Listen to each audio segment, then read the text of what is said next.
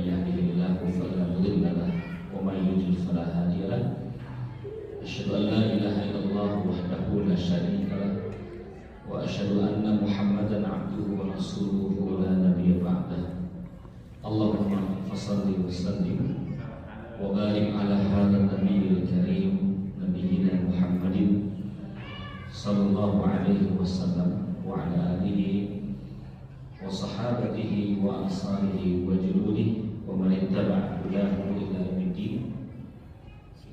قال رب اشرح لي صدري ويسر لي أمري واحلل عقدة من لساني يفقهوا قولي واجعل لي وزيرا من أهل هارون أخي اشدد به أزري وأشركه في أمري كي نسبحك كثيرا ونذكرك كثيرا وبعد.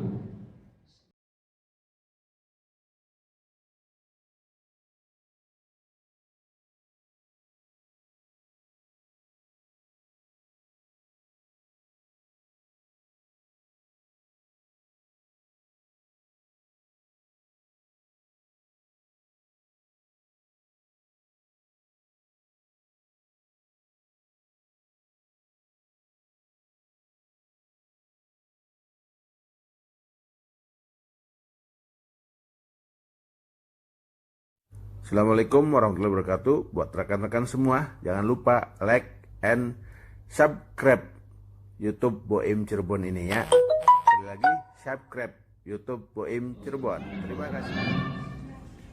Setiap yang kita pakai, yang kita kenakan, melekat pada tubuh kita, sesuatu yang fana. Dan memang dunia ini adalah dunia yang fana, tidak ada yang kekal. Pakaian yang kita kenakan pun satu waktu akan hilang. Pakaian yang kita pakai pun satu waktu akan usang. Maka kita merasakan dan pernah merasakan satu waktu keimanan kita usang, keimanan kita gersang.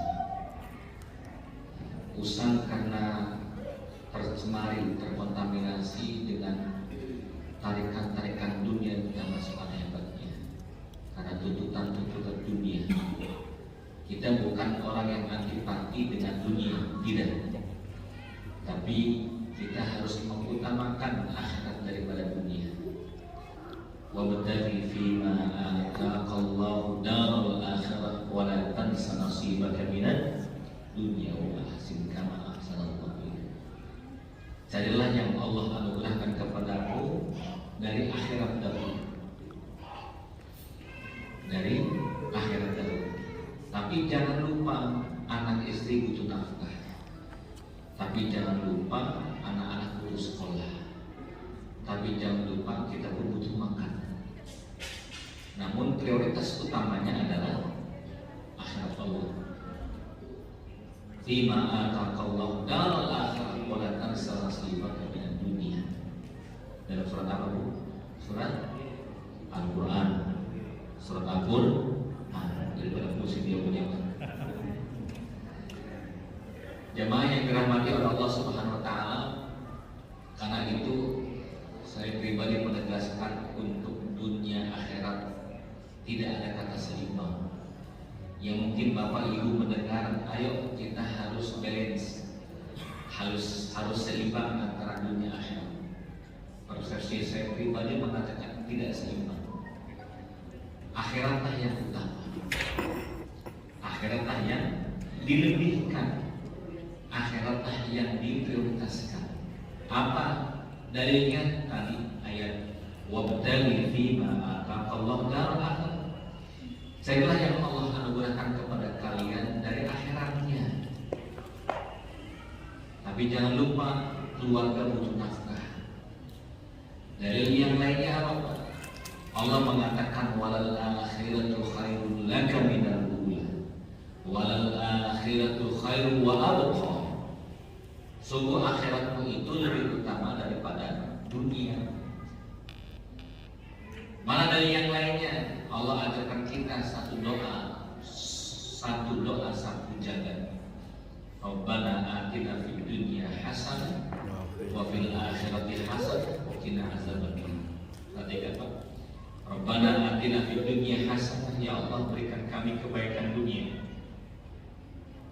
wa fil akhirati hasanah, dan kebaikan akhirat, wa qina azabannar, dan hindari kami dari neraka jahanam.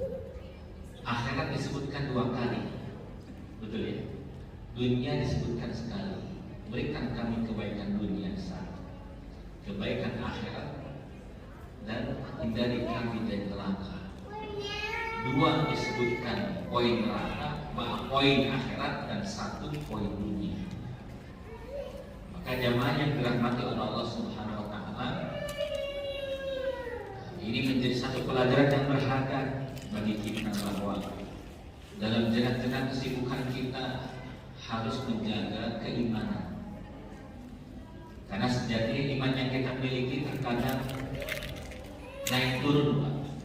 Fluktuatif, bahasa akademisinya fluktuatif. Kadang naik, kadang turun. Kadang turun, naik ini. Ya. Ada yang semangat ngaji, besok absen, libur terus. Apalagi kalau sudah kesenangan PPKM ya. Baru kemarin 3-4 kali ada kajian akbar di beberapa perumahan, subhanallah. Animo masyarakat betapa sangat hebatnya sampai satu pertemuan 400 orang. Kita tanya, kok begini Pak Panitia? Saya nggak ngerti Ustaz, saya kira yang datang cuma 50 sampai 70 orang. Mungkin mereka rindu dengan yang namanya pengajian. Maka seharusnya perdana ini yang hadir 500 ditambah mereka, amin ya. Amin. Ya mungkin senang OTW, betul Bu ya. Kita baik sangka. Biasanya kalau perdana itu antusiasnya masya Allah luar biasa. Gitu. Ya, atau mungkin di rumah sedang sholat duha atau sedang menghafalkan Quran. Amin. Nah, jemaah yang dirahmati oleh Allah Subhanahu wa taala, ya apalagi PPKM kemarin awal munculnya pandemi, masya Allah, masjid ditutup, pengajian dilarang, pertemuan dibatasi, sangat dibatasi. Sampai-sampai setiap medsos itu membicarakan kapan dibuka sholat berjamaah, rindu dengan sholat berjamaah, rindu pengajian. Setelah pengajian dibuka dengan nomor orangnya, itu banyak pengajian di Mesir atau di Kalimantan begitu. Ini bukan pengajian di Kalimantan, bukan di sini. Jadi rindu tapi nggak datang, ya mungkin sedang istirahat. Nah jamaah yang dirahmati oleh Allah Subhanahu wa taala, iman kita ini sering usang seperti pakaian, dan Nabi mengatakan dalam hadis rawahu At-Tabrani, innal iman la yakhluqu fi jawfi ahdikum kama yakhluqu thawb. Sesungguhnya iman seseorang itu akan usang seperti usangnya pakaian kita. La yakhluqu fi jawfi ahdikum kama yakhluqu thawb, seperti halnya pakaian kita usang, pakaian kita sudah lusuh. Fas'alullaha ayyujadidal imana fi qulubikum, maka hendaklah ia memperbaiki keimanannya, dan mintalah kepada Allah Subhanahu wa taala untuk memperbaiki keimanannya. Minta kepada Allah. Jangankan Pak Bu yang besar-besar, kita disuruh minta sama Allah sampai yang sekecil apa. Kata Nabi, sampai pun engkau ingin mendapatkan sendal jepitmu, mintalah sama Allah Subhanahu wa taala. Jadi isyarat bahwa seorang hamba itu du'afa'u ilallah. Kita ini lemah di hadapan Allah. Kita ini miskin di hadapan Allah. Kita ini adalah orang yang tidak punya kekuatan apa-apa di hadapan Allah. Maka yang menjadikan kita datang ke tempat ini, maaf, bukan karena langkah kaki Anda yang sehat, bukan. Bukan karena ibu fisiknya segar, bukan, tidak. Ya, ada kalian datang ke tempat ini, mereka membawa penyakit, bukan bawa penyakit menular, tidak. Dalam tubuh kita ada migrain, ada liver, ada kanker, ya, masih ada yang sakit perut, masih ada yang sakit mah, betul ya. Tapi kenapa bisa datang ke sini? Karena imanlah yang menjadikan kita ringan. Walau dalam keadaan lelah, letih, capek, sakit, Anda bisa datang hidayah Allah Subhanahu wa Ta'ala. Maka kalau bicara hidayah, bicara iman, dalam keadaan berat pun dia bisa datang. Betul ya? Maka rumah yang dekat tidak menjamin orang itu sholat di masjid. Rumah yang dekat dengan masjid tidak menjamin orang itu sholat di masjid. Uang yang banyak di dalam rumahnya, harta melimpah ruah tidak menjamin pemiliknya umroh dan haji. Quran yang dia miliki, dia beli di book fair dengan harga yang mahal, bahkan leks Al-Qurannya, tidak menjamin pemiliknya baca Quran. Yang menjamin pemiliknya baca Quran, walaupun Qurannya lusuh, baca Quran adalah ini panggilan iman. Panggilan iman. Maka yang menjadikan kita tergerak datang ke tempat ini bukan karena fisik, tapi panggilan iman. Imanlah yang memanggil kita untuk datang ke tempat ini. Ya ayyuhalladzina amanu istajibu lillahi wa rasuli idza da'akum lima yuhyikum. Maka kita menyambut surat Allah panggilan hati. Pada maaf, manggilnya lewat WA dulu. Betul Pak ya? Ada pengajian Ahad jam 8 sampai jam 9, sisanya bazar, mohon bawa uang sebanyak-banyaknya. Iya, ibu-ibu langsung mencari kosidahan, ya dana, betul ya. So banyak-banyak yang dikumpulkan untuk bisa belanja. Iya, maka semangat bukan hanya sebatas belanja, tapi silaturahminya, betul loh. Iya, silaturahmi dengan makanan, masya Allah, makan bareng-bareng dengan keluarga. Nah, jamaah yang dirahmati oleh Allah Subhanahu Wa Taala, al-jafaf ar-ruhiyah. Apa sih sebab gersangnya ruhiyah kita? Sebab gersangnya ruhiyah kita. Ruhiyah ini sering gersang, sering kering. Ya. Kalau dompet kering, ya dampaknya mini, pucat, ya mesem wajahnya. Anak udah gak ada gairah, suami udah malas kemana-mana, ayah nggak ngomong nggak ada. Sampai hari kiamat nggak ada lagi ke mall. Waduh, kenapa? Gersang, kering kantong, gitu ya. Tapi kalau sudah gersang ruhiyah seperti apa?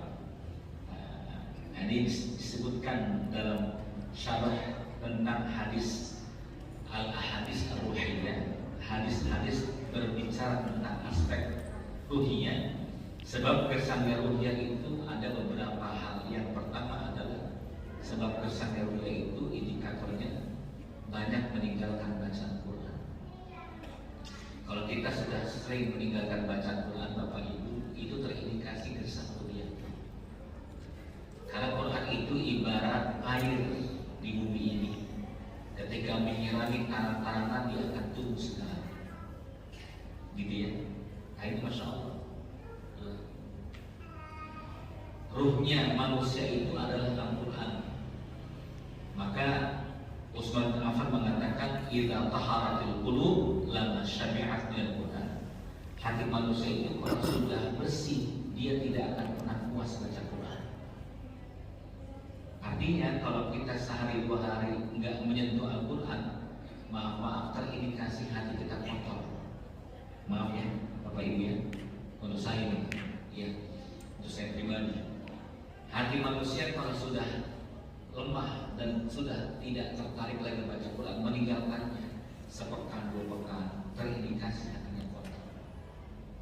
Karena hati bersih itu dia rindu dengan Quran, dia baca Quran walaupun satu ayat dua ayat. Gitu ya. Kesibukan apapun sampai ia menyempatkan diri untuk buka medsos, bisa ngobrol, tapi satu dua ayat Al-Quran tidak dia sentuh dan dia tidak baca, ada yang bermasalah dengan hatinya. Maka kembali, ayo nih, karena Quran itu adalah hidangan Allah. Fa innal Quran makdubatur rahman. Nabi mengatakan Al-Quran itu hidangan, jamuan Allah. Nah, kalau kita dijamu oleh tetangga sebelah dengan nasi kebuli, dengan prasmanan, dengan aneka ragam varian masakan, siapa yang nggak mau? Iya, datang. Dan siapa menolak diundang? Mengapa? Sajian makanan mewah. Betul ya? Maka Al-Quran itu sajian yang indah dari Allah SWT. Bacalah Bapak Ibu satu atau dua ayat per hari. Ya. Kalau kita tidak mampu untuk baca pada satu juz nggak mampu setengahnya 2 lembar, 2 lembar 1 halaman. 1 halaman nggak bisa 1 ayat. Kalau 1 ayat pun nggak bisa, tanyakan ke hati kita sambil menangis, ya Allah, apa yang menyebabkan kita terhalang dari baca Quran? Maksiat apa ya Allah? Tanyakan. Menangis tuh. Sebelum kita menangis di akhirat Allah Subhanahu wa Ta'ala. Gersangnya ruh itu indikatornya adalah lemahnya baca Quran. Ya, lemahnya baca. Berikutnya jemaah yang dirahmati oleh Allah Subhanahu wa Ta'ala, di antara kesannya ruhiyah itu adalah jarangnya berzikir. Innal munafiqina yukhadi'una Allah wa huwa khadi'uhum wa idza qamu ila sholati qamu kusala yura'una an-nas wa la yadhkuruna Allah illa qalila. Orang-orang munafik itu cirinya satu, Pak, dalam Al-Qur'an. Dalam zikirnya itu sedikit sekali. Tapi orang beriman zikirnya banyak. Itu perbedaannya. Kalau dalam hal salat berjamaah gampang melihat orang munafik. Apa itu? Inna asqalas salati 'indal munafiqin salatul isya was subh. Salat yang dirasakan berat bagi orang munafik itu adalah salat isya dan salat subuh. Salat isya itu kepanjangan waktunya. Nanti aja. Betul ya? Maka kita niatkan nanti gabung sama tahajud. Ya, akhirnya pas azan subuh bangunnya. Akhirnya jamak isya dengan subuh. Ini mazhab apa nih? Mazhab Imam Samudra yang tidak ada sama sekali. Karena lalai, terlalu lapang, Pak. Ya, orang kalau sudah melihat waktunya panjang dia lalai, gitu ya. Kalau subuh terasa berat bagi orang munafik karena tidurnya itu ngantuknya. Hawa nafsu itu, kalau saya boleh mengilustrasikan seperti kelopak mata kita. Ini kelopak mata kita itu ringan, Pak. Betul ya? Ini kalau kelopak mata ini dicopot, ditimbang paling 10 gram lah kira-kira. Tapi ketika mendengar azan subuh berubah jadi 10 ton. Betul ya? Salatu khairun minan naum. Ya Allah. Dikit lagi. Bentar ya Allah, belum komat ya. Betul itu, Pak? Jadi kita nambah tidur karena belum komat. Dan alhamdulillah tidur lagi bangun komat duhur. Komat duhur. Nah ini nih penyakit nih, ya. Maka orang munafik dilihat dari salat isya dengan salat subuhnya. Kalau dari amalan lisannya zikir sedikit. Kalau dari sifatnya, idza hadatsa kadzaba wa idza tumina khana wa idza wa'ada akhlaf. Kalau ngomong itu banyak bohongnya. Kalau bicara ngobrol banyak ambulannya, ngibul gitulah kira-kira. Kalau berjanji banyak tidak menepati. Ya, kalau dikasih amanah dia khianat. Itu ciri orang munafik. Maka ayo, kegersangan ruhiyah penyebabnya adalah lemahnya berzikir, lemahnya membaca Quran, dan indikator yang ketiga dari mereka yang gersang ruhiyahnya, yang ketiga adalah mudahnya melakukan maksiat. Mudah melakukan maksiat. Saya baru kemarin ada seorang ibu yang konsultasi ngobrol tentang anaknya. Anaknya ini di rumahnya kehilangan emas 50 gram. Sebelumnya kehilangan HP, iPhone yang baru berapa? iPhone berapa? iPhone 12. Saya pernah nggak tahu, ibu lebih tahu ini ya. Alhamdulillah, kalau cuma tahu doang ya, belum punya banyak. Dengan iPhone 12 ya masalah hilang, iPhone-nya hilang, uangnya 5 juta, 4 juta. Anaknya usia SMA, Masya Allah, jajan pakaian yang branded 5 juta, 8 juta dan sebagainya. Masya Allah. Ya. Lalu kita tanyakan, ibu lihat bagaimana sholatnya? Sholatnya sudah mulai ditinggalkan.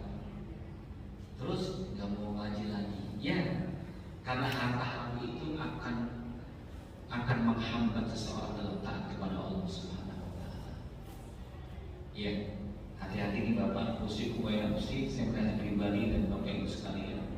Dua maksiat yang tumbalnya anak. Dua maksiat yang tumbalnya adalah anak. Sudah lanjut ya. Yang pertama adalah Bu, pengajian Kamis. Masih ingat Bu? 2007 masih ingat Bu? Jawabannya. Dua maksiat yang tumbalnya anak, Pak. Yang pertama adalah memakan harta haram. Itu tumbalnya anak. Iya, anak itu berubah perilakunya. Anak itu nggak mau sholat. Anak itu durhaka sama orang tuanya karena ada harta haram masuk ke dalam perutnya. Atau tidak masuk ke dalam perutnya, diberikan pakaian dari harta haram, diberikan motor dari harta haram, dikasih SPP dari harta haram, sama saja. Yang namanya akal ya ulu akal haram, memakan harta haram itu bukan hanya makin dalam awal bukan apa yang dikunyah masuk ke dalam tenggorokan, bukan, tapi apa yang dimanfaatkan, dikenakan, dipakai. Beli karpet, beli steam bed, beli AC dan sebagainya. Harta haram, gerah, panas rumah. Dan tumbalnya adalah anak. Ya, saya pernah cerita dengan ibu-ibu Pak. Kami punya jamaah di Bekasi Selatan, kirim foto 3, Ustaz anak saya pre-wedding, mohon doanya di fotonya. Kami menjawab, semoga dimudahkan ibu anaknya sama rakyat sakinah mawaddah warahmah. Jangan Ustaz, jangan doakan begitu Ustaz, semoga gak jadi. Loh kenapa? Ustaz gak melihat fotonya, saya gak melihat fotonya. Itu anak saya pakai jas putih bersih. Lihat Ustaz pasangannya, Masya Allah. Setelah dilihat pasangannya di zoom, anaknya si ibu ini putih bersih, gagah putih, cowok tampan, menikah dengan laki-laki. Menikah dengan laki-laki. Dari cowok dengan cowok menikah. Kok bisa begitu? Saya tahu Ustaz, bapaknya anak-anak kalau cari uang nggak selektif. Yang penting dapat uang, yang penting senang, yang penting bahagia, punya uang banyak, habis kehidupan keluarga. Dua maksiat tumbalnya anak. Yang pertama tadi harta haram. Yang kedua adalah zina. Zina itu tumbalnya anak. Imam Syafi'i menangis membahas tentang fikih zina. Beliau mengatakan fa'inna zina dai, fa'inna zina dai, fa'inna zina dai. Zina itu adalah hutang. Apa maksud hutang? Yang akan kena adalah anak dan cucunya. Ya. Coba Bapak renungkan dalam kehidupan. Ya, yang punya teman pejabat, yang punya teman orang kaya, yang punya teman pengusaha, lihatlah. Kalau dia ada mencari harta haram atau maaf selingkuh dan berzina, lihatlah bagaimana keluarganya. Ya, kami punya teman seperti itu. Kasihan, anak saya hamil 2 3, Ustaz mohon doanya. Ya insya Allah, apa yang saya bisa bantu? Apa yang harus dengan saya? Ya kita tahu siapa dia. Seorang anggota DPR yang setiap tempat bepergian ke lokasi kunjungan kerja, dia melakukan yang namanya zina. Setiap tempat, Masya Allah. Nah ini Masya Allah, jamaah yang Allah perlu kita perhatikan. Maka hati-hati kalau sudah bicara tentang kegersangan ruhiyah, faktor yang paling beratnya adalah ketika menipisnya keimanan, indikatornya adalah mudah melakukan kemaksiatan. Jamaah yang dirahmati Allah Subhanahu wa taala, apalagi yang lainnya yang menjadikan kita merasakan kegersangan ruhiyah, yaitu merasakan adanya kekerasan hati. Ya, sehingga dirasakan seperti batu keras dan sulit menerima nasihat. Orang kalau sudah mengatakan udah gak usah banyak bicara. Ya, udah capek mendengar ceramah Ustaz, udah capek mendengar tausiah Ustaz pulang sudah gak usah ngomong lagi, capek. Ketika dirinya menolak nasihat kebaikan, ia dalam posisi kegersangan ruhiyah yang sangat tinggi. Namun Sebaliknya orang yang hidup hatinya basah dengan keimanan justru mencari nasihat. Betul ya? Bapak Ibu kan sering mendapatkan WA aku, lihat nasihat, ada yang Anda membangun pas banget ini, pas banget ini. Langsung Ibu screenshot, betul tidak? Iya. Bapak lihat ada nasihat langsung di share, bahkan dibaca dahulu, bagus nih, share sama keluarga. Betul begitu? Iya. Ada hikmah lagi, kita baca, kita share lagi. Dapat lagi nasihat, kita baca, kita share lagi. Dapat lagi nasihat, belum dibaca, udah di-share. Kan begitu? Ada begitu? Ada, saking semangat nge-share, belum lagi baca gitu. Ya.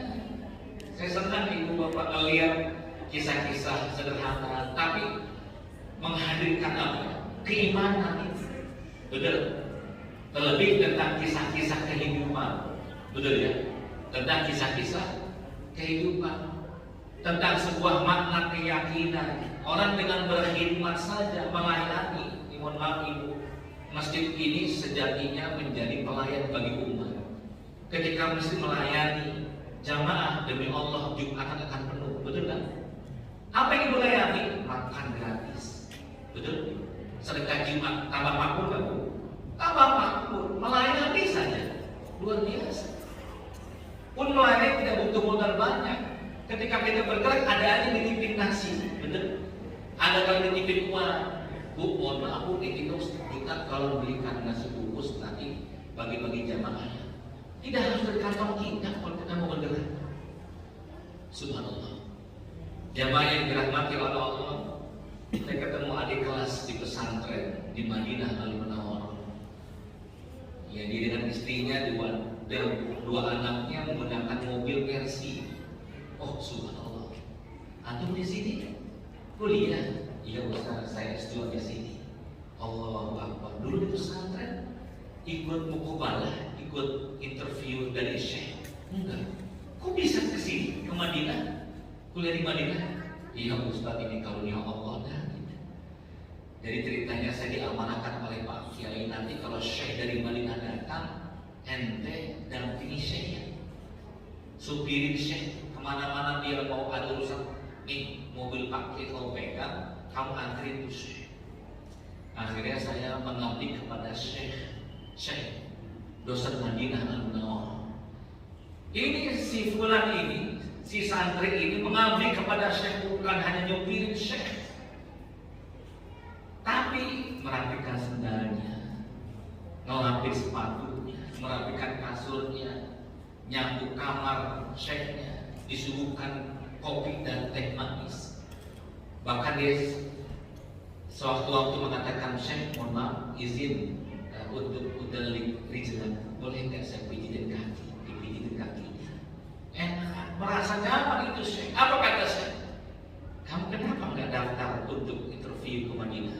Enggak, saya nggak punya hafalan Quran, saya 30 juz nggak punya, cuma 2 juz doang. Terus saya bukan kelas yang paling tinggi, saya tidak mumtaz, nilai saya tidak istimewa, saya cuma jahit, ya baiklah. Saya malu ya, makanya nggak jadi peserta untuk ikut di sini. Oh, tapi mau ke Madinah? Siapa yang mau? Alas, takut, kertas, kalau ambil kertas itu. Bismillahirrahmanirrahim. Fulan bin Fulan, Pak Kiai tolong anak ini namanya Fulan bin Fulan terbangkan ke Madinah bersama saya dan aku yang akan menjamin hidupnya. Masya Allah. Pertanyaannya, dia kuliah ke Madinah pakai ini? Enggak, pakai ini. Mengabdi dengan hati. Mengabdi dengan hati. Kalau kita melayani orang lain, mengabdi diri kita kepada orang lain demi Allah, banyak jamaah kita karena kita melayani mereka. Ibu melayani suami dengan baik, masya Allah. ATM suami untuk ibu suami, semuanya ambil ATM. Amin bu, ya. Tanpa pin, betul ya. Nggak dikasih pin ya. Nanti kalau kita melayani dengan baik, ada nilai plus yang Allah berikan kepada kita. Subhanallah, pelayanan, gitu ya. Kembali jadi nasihat. Jadi orang yang hatinya gersang itu sulit untuk menerima nasihat. Sedangkan mereka yang hatinya basah dengan keimanan akan justru percaya nasihatnya. Setuju ya? Ya, begitu ya. Coba Bapak ngobrol nih orang-orang pinggir jalan, ceramah Pak. Kalau nggak diprototin betul, ini apa nih nasihat di sini. Tapi kalau orang beriman justru mencari masjid, betul ya? Maaf, ojek online, driver ojol, betul ya? Ketika datang ke sebuah masjid ada tausiah, ada pengajian, ya Allah gabung dia. Ada orang-orang yang hatinya bening, basah dengan keimanan, dia akan mencari mutiara. Gitu ya. Seperti hanya lebah itu Masya Allah makhluk yang mulia, maka dia mencari tempat-tempat yang bersih. Berbeda dengan lalat itu nggak mau mencari tempat yang bersih, mau yang tempat yang kotor. Kalau jiwa kita hati bersih, kita akan senantiasa mencari tempat-tempat yang penuh keimanan. Begitu ya. Lalu jamaah yang dirahmati Allah Subhanahu wa taala, apalagi dampak daripada kegersangan ruhiyah tadi, yaitu perasaan cepat gelisah dan dada terasa mendesak. Gampang baperan. Tetangga ganti mobil, ya Allah kita demam, ya. Langsung sakit banget. Ini apa masalahnya? Tetangga naik haji, kita naik tensi, ya. Coba apa masalah? Tadi karena hati kita nggak bersih, baper. Dan mengapa kita sulit bersyukur kepada Allah? Maaf, karena kita lebih banyak menghitung nikmat yang datang kepada tetangga dibandingkan kita menghitung nikmat yang datang kepada diri kita sendiri. Padahal nikmat yang Allah berikan kepada kita sangatlah banyak. Betul ya? Nikmat mata melihat, nikmat tangan bergerak, nikmat kaki melangkah. Coba subhanallah. Wa in ta'uddu ni'matallahi la tuhsuha. Kalau engkau menghitung-hitung nikmatku, tidak akan bisa engkau menghitungnya. Ayat ini seakan-akan tegas Allah mengatakan, jangan kau sibuk menghitung nikmatku, tapi sibuklah kau bersyukur nikmatku. Maka bersyukur kita kepada Allah adalah sibuk dalam taat kepada Allah Subhanahu wa taala. Gitu ya. Nah, Bapak Ibu yang dirahmati oleh Allah Subhanahu wa taala,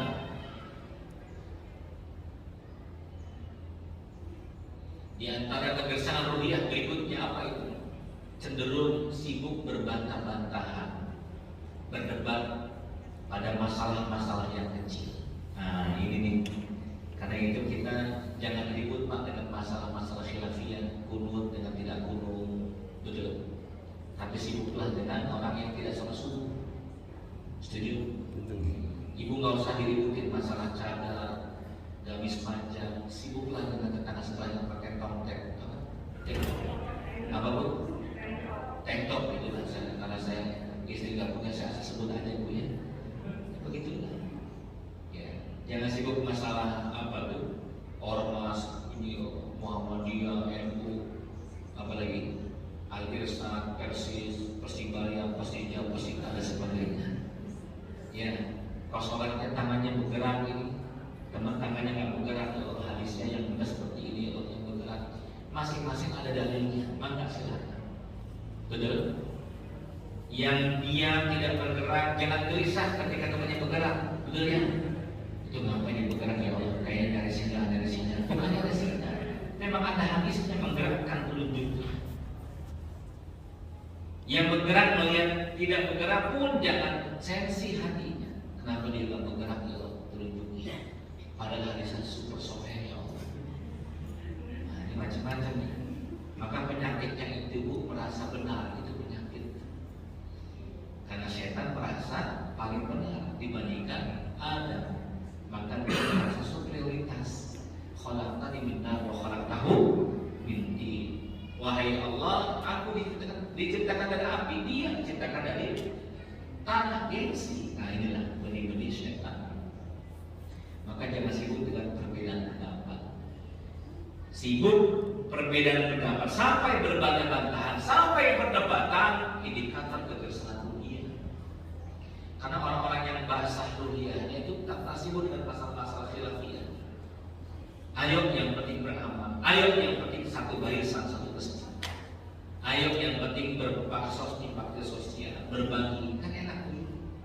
Udah loh. Di Mesir pernah terjadi menjelang Ramadan, duhur ribut, nanti malam musola kita harus 11 rakaat. Orang tua mengatakan enggak, 23 rakaat. Loh, 11 rakaat itu sunnah. Rasul menjalankan 11. Orang tua mengatakan 23 rakaat itu lebih banyak pahalanya karena Ramadan memperbanyak amal soleh. Ribut, nggak mau mengalah satu dengan yang lainnya, masing-masing ngambil kitab di Mesir terjadi. Akhirnya tidak ada titik temu. DKI menghadirkan seorang Syekh Hasan rahimahullah. Bagaimana ini teman-teman semuanya? Wahai Syekh, pokoknya sepakatnya 23. Oh nggak bisa 11, masih juga ribut. Syekh itu mengatakan bismillahirrahmanirrahim, kami diundang untuk mengambil sebuah kebijakan. Kalau ada sepakat dengan keputusan saya akan tetap follow sekarang. Silakan Pak Kiai. Syekh itu mengatakan bismillahirrahmanirrahim.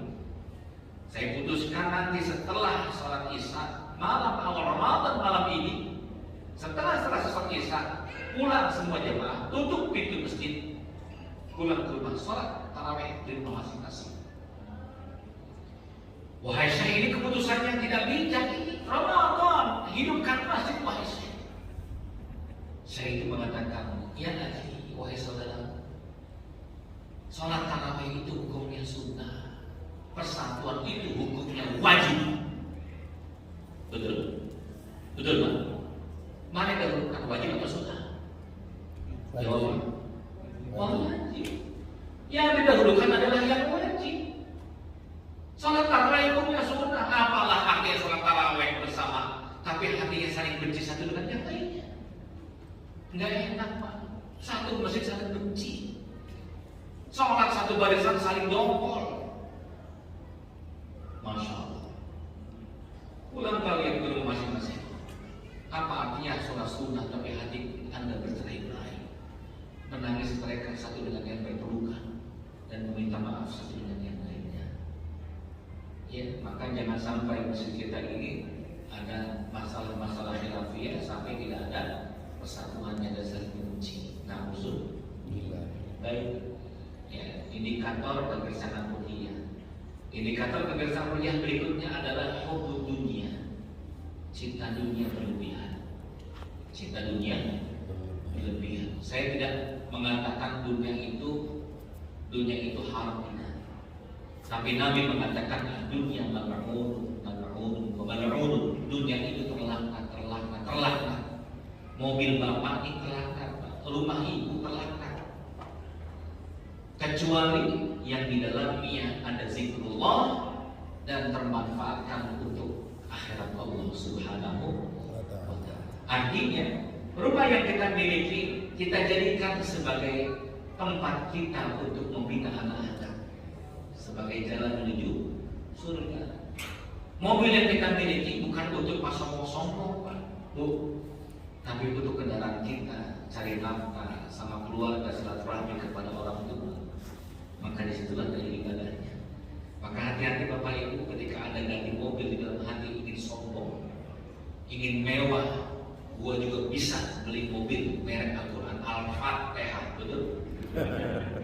Ya, emang dia doang yang bisa. Gua juga bisa. Sudah dosa, maaf, sudah tidak ada pahala ke dalam kita. Itu kita lihat yang terlakukan. Setuju ya? Maka ustaz-ustaz biasanya kalau pakai mobil-mobil yang sederhana khawatir ya, khawatir tidak bisa menjaga hati. Maka cari mobil-mobil yang mereknya seperti doa Ramadan, Allahumma innaka afuwun karimun, mobil karimun. Ada teman punya mobil karimun, dia bilang hasil Ramadan Ustaz, Allahumma innaka afuwun karimun dapat karimun. Alhamdulillah. Makanya yang punya Al-Fat itu sering baca Al-Fatihah rupanya ya. Amin. Ini mencintai dunia. Ya, hati-hati Pak dengan dunia. Imam Ibnu Qayyim al-Jauziyah mengatakan, Kalau di hati sudah ada dunia, maka akhirat akan lemah masuk ke dalam hati. Gitu ya. Artinya apa? Kalau Anda sudah mengejar dunia, jabatan, kedudukan, kemewahan, Pak, Masya Allah, ya, itu tidak terpesona lagi dengan nasihat-nasihat di WA group, tidak terpesona dengan flyer, ada baksos, ada santunan yatim, tidak tertarik dengan pengajian. Kalau hati dikuasai dengan dunia, akhirat malu untuk masuk. Tapi kalau sebaliknya, apabila akhirat sudah menguasai hati, maka dunia akan memaksakan diri masuk ke dalam hati. Kalau hati kita sudah ada akhirat, sudah semangat untuk taat istiqomah dalam ketaatan kepada Allah, ada aja godaannya, Pak. Ada aja godaannya. Baik, ini poin tentang indikator kegelisahan dunia. Ya. Apalagi indikator kegelisahan dunia, dia memisahkan diri dari lingkup orang-orang soleh. Dia sering memisahkan diri dari lingkup orang-orang soleh. Nggak nyaman Pak duduk dengan orang-orang soleh. Maunya kayak kumpul, kafe, diskotik. Ya, tujuannya apa? Dari wifi gratis, gitu ya. Artinya sebaliknya, orang-orang soleh itu Pak gemar berkumpul dengan orang-orang soleh. Seperti dikatakan oleh Nabi, pertemanan itu ibarat tukang minyak wangi dengan tukang las besi. Kalau kita datang ke rumah tukang minyak wangi, dia sedang membuat adonan. Dia sedang meracik, ya, minyak wangi. Kita datang silaturahmi, kita disuruh cicipin, betulnya. Wajib nih coba minyak wangi ini, Masya Allah. Ya, Bulgari, apa lagi Pak? Ya, almiski, apa lagi itu? Nyong-nyong, campur semua jatuh. Pulang ke rumah, Bapak tiba-tiba istri mengatakan, ya Allah, wangi amat Pak, dari mana? Tetangga jual minyak wangi silaturahmi sebentar, betul.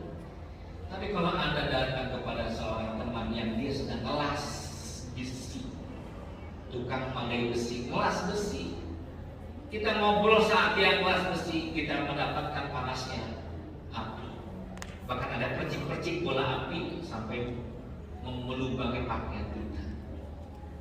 Istri menanyakan, ini pakai kenapa bolong ini? Ngobrol kemarin sama tukang ngelas, dia sedang ngelas, percikan apinya sampai ke pakaian.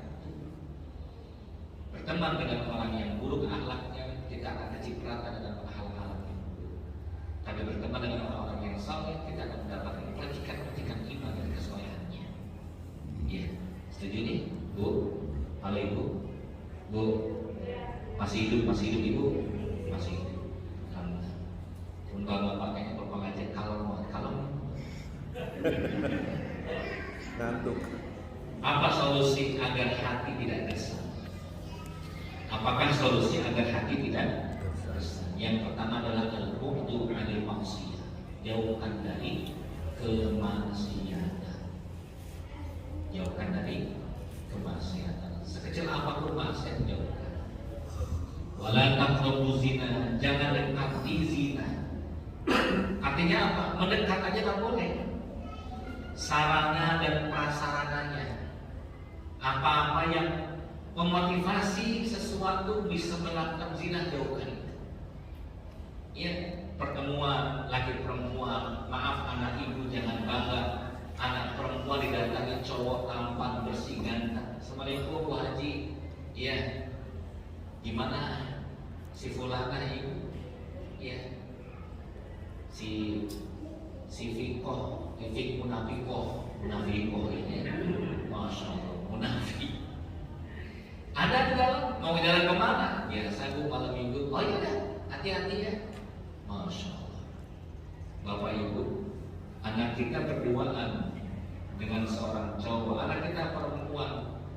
Imam Ahmad mengatakan, jangankan berduaan tanpa ada sebab, dengan sebab baca Quran saja. Laki perempuan berduaan, membaca Quran, belajar membaca Quran, hukumnya adalah haram. Hukumnya adalah haram. Berduaan baca Quran, berduaan, karena yang ketiga adalah syaitan.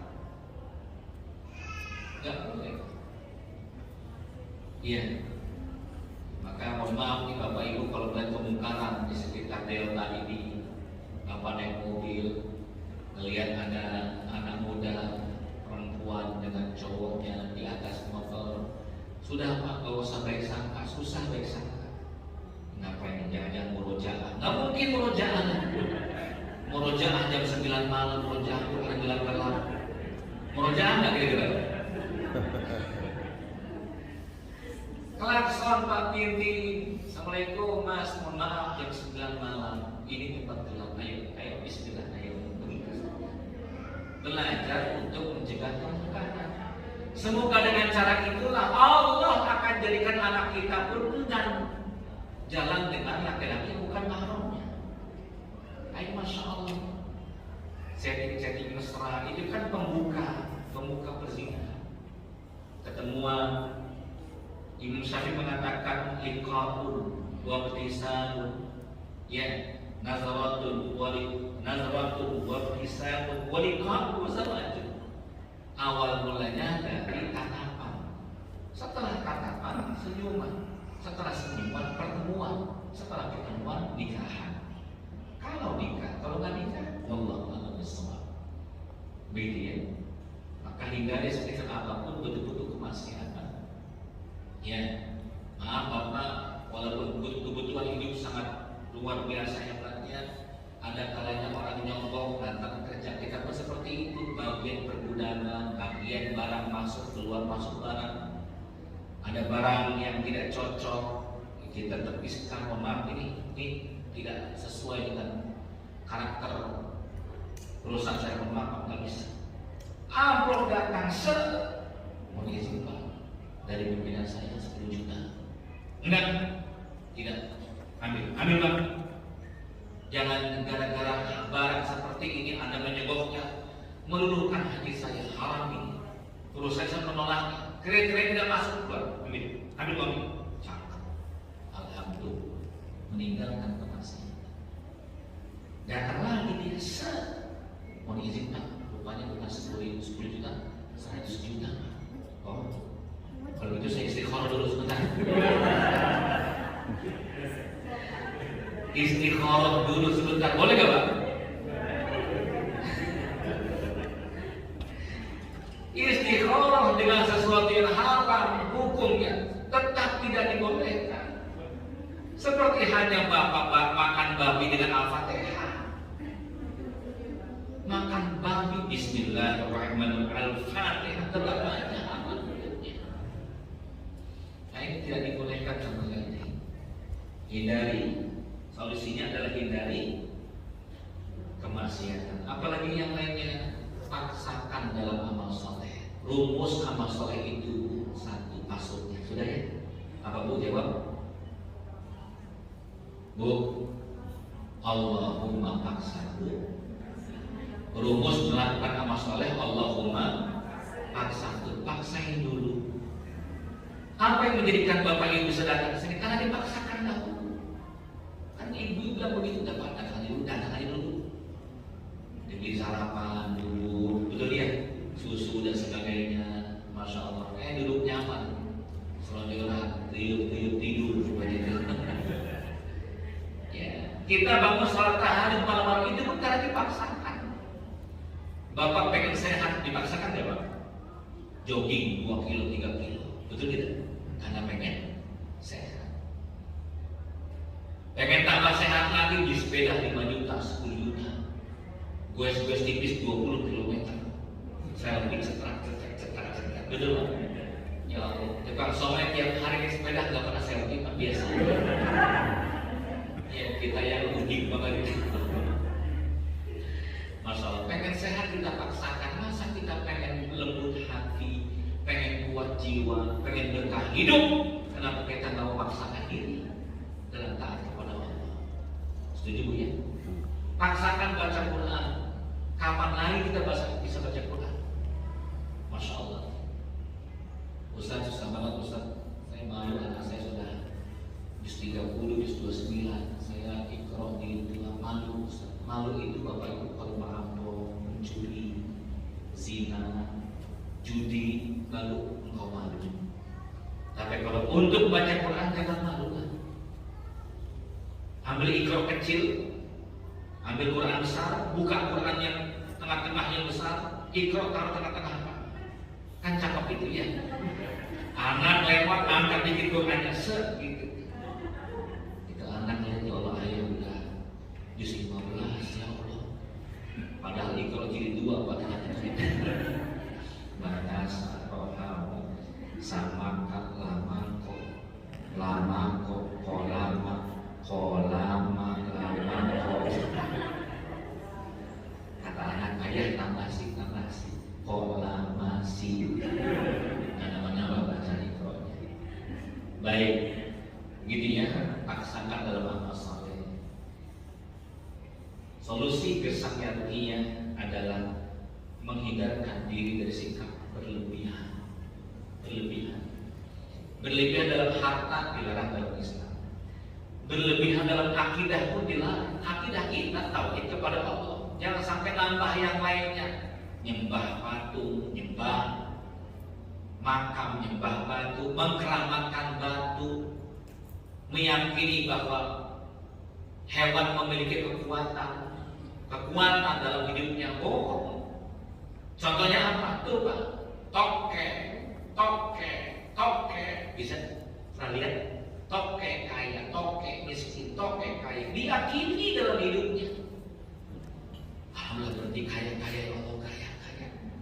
Nggak taunya tokeknya pilek. Tokek sekali lagi berarti mati dah. Iya, kan ada begitu. Kupu-kupu isyarat apa? Ada tamu. Betul nggak ada tamu? Khurafat. Belum tentu ada tamu. Malam-malam ada kupu-kupu doang, ibu sibuk buat nasi goreng, Masya Allah buat teh manis, duit. Suami bilang, mana tamu? Yang lewat kupu-kupu malam Pak. Ini akidah, merusak akidah. Maka hindari sikap berlebihan dalam maaf, berlebihan dalam tidur dilarang, berlebihan dalam makan pun dilarang. Kita nih orang Indonesia Pak, makannya 3 kali sehari. Nabi berapa kali makannya? Nabi itu makannya 2 kali sehari. Dan yang paling banyak prinsip hidupnya makan kalau datang lapar dan berhenti saat kenyang. Kalau terasa lapar baru nyari makan. Kita enggak Pak, tetap 3 kali makan. Walaupun udah kenyang, tetap cari lagi makan, kan gitu ya. Kalau belum 3 kali, udah ya. Kalau belum 3 kali. Bahkan makan malam Isya, ya. Nanti jam 9-10 ada tek lewat, somai lewat, berhenti semua. Itu beda, bukan makan, ngemil, beda lagi. Tambahannya lebih banyak. Pantes, maaf, fisik kita banyak penyakitnya Pak. Iya. Udah kelihatan dari gaya hidupnya. Kalau banyak makanan tapi saya asam kurang gitu. Kalau bodek terus apa ya? Kolesterol, betul ya?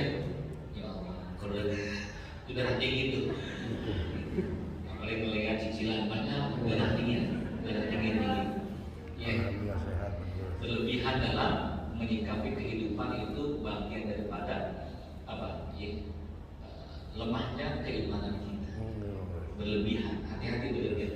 Maaf, sampai-sampai Abu Thalhah istrinya mengeluh. Abu Thalhah istrinya mengeluh, datang kepada Salman Al-Farisi. Karena Salman sangat dekat dengan Abu Thalhah.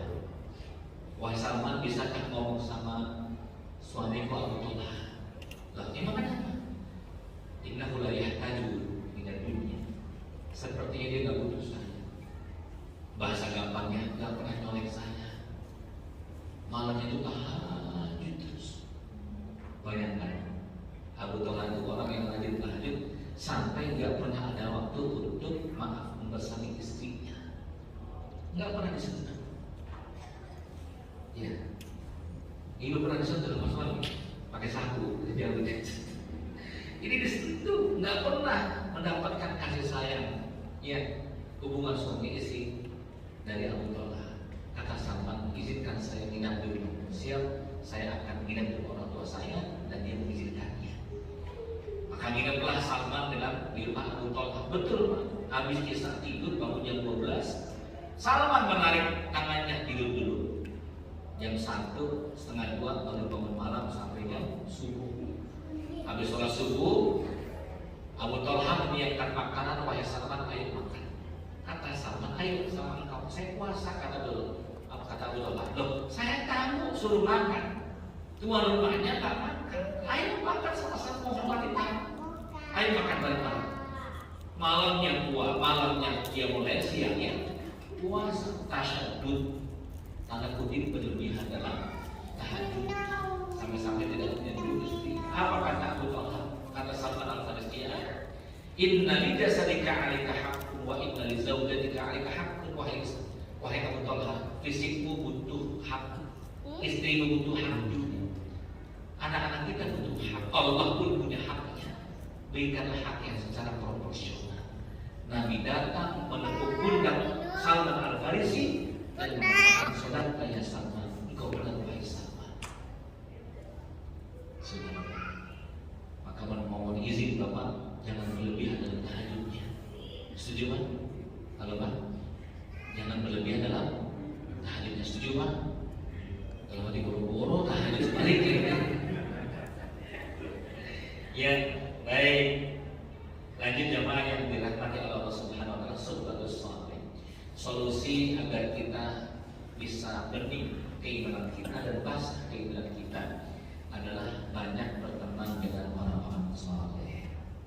Banyak berteman dengan orang saleh. Indahnya berteman dengan orang saleh itu Pak, yang pertama kita mendapatkan doa mereka. Ya, Anda tidak sadarkan diri, ada yang diam-diam mendoakan kita. Ya, sebaik-baik doa itu adalah doa bidhahril ghaib. Doa ketika ia tidak mengetahui bahwa kita mendoakannya, itu sebaik-baik doa. Masya Allah. Ya, mungkin ada jamaah kita yang saat kumpul bareng-bareng melihat temannya itu nunduk, alisnya nyambung terus ya, itu alis nyambung terus ya, makanya mikirin utang ya. Teman saya punya utang ya Allah, kelarin utangnya, selesaikan utang, lembutkan hatinya, kuatkan jiwanya. Pertanyaannya, dari mana kita dapatkan itu? Di majlis orang-orang saleh. Betul ya? Ya. Kalau ibu punya majlis gibah, ada nggak majlis gibah itu? Kumpulan orang-orang gosip saling mendoakan nggak? Bu, saya punya pengajian Bu di kampung, mak-mak usia 50 ke atas, sebuah tempat kecil. Ya, kalau masuk selonjoran semuanya nyender, ini pun selonjoran sudah tua biasanya. Masya Allah, itu aromanya beda, balsam, bang kocok, dan masuk gitu ya. Karena usia 50 tahun ke atas. Coba lihat, ketika selesai dari pengajian, apa mereka katakan? Ya Allah, terima kasih guru, sehat terus ya. Doa, betul kan? Antara mereka saling bersalaman. Ya Allah, ibu sehat, aja sehatnya. Ya Allah, sehatnya, amin, amin, ayo sehatnya, berkah aminnya, aminnya, aminnya. Di mana kita dapatkan kalimat itu? Di majlis. Ya. Kalau majlis kumpulan orang-orang yang maksiat, kafe di sekolah ada nggak doa begitu? Semoga saya walafiatnya, Al-Fatihah, ada nggak di sekolah begitu? Enggak ada. Itu luar biasa. Kita ingin mendapatkan doa-doa yang tulus dari teman-teman kita, sahabat kita. Bahkan kalau kita nggak hadir dalam majlis ilmu, didatangi kita. Betul ya? Saya nggak ngajar Pak, sakit karena keseleo, tulangnya geser. Mak datang tuh dua angkot. Assalamualaikum guru, dia namanya Ustaz guru. Ya Allah guru sakit guru. Enggak, itu cuma keseleo doang. Ayo masuk. Masya Allah. Bawa beras setengah karung, ya Allah, sama pisang 1 tangan, sama kongguan 5, ya Allah. Anak sama itu kongguan. Pas dibuka ada mainan opak wajib. Karena anak penipuan, bukan penipuan, saya nggak punya toples. Coba subhanallah. Yang kita bahagia itu karena ada doa-doa yang indah, betul ya? Dari mana kita dapatkan? Dari takdim, pengajian, kumpulan orang-orang yang saleh. Baik, jamaah yang dirahmati Allah, maka poin yang terakhir, solusi bagi gersangnya hati adalah hadir dalam majlis ilmu. Hadir dalam majlis ilmu. Ketika Anda paksakan diri untuk hadir dalam ilmu, kita akan mendapatkan hati, kekuatan jiwa, kedamaian dalam kehidupan. Insya Allah. Baik, bisa dikiranya.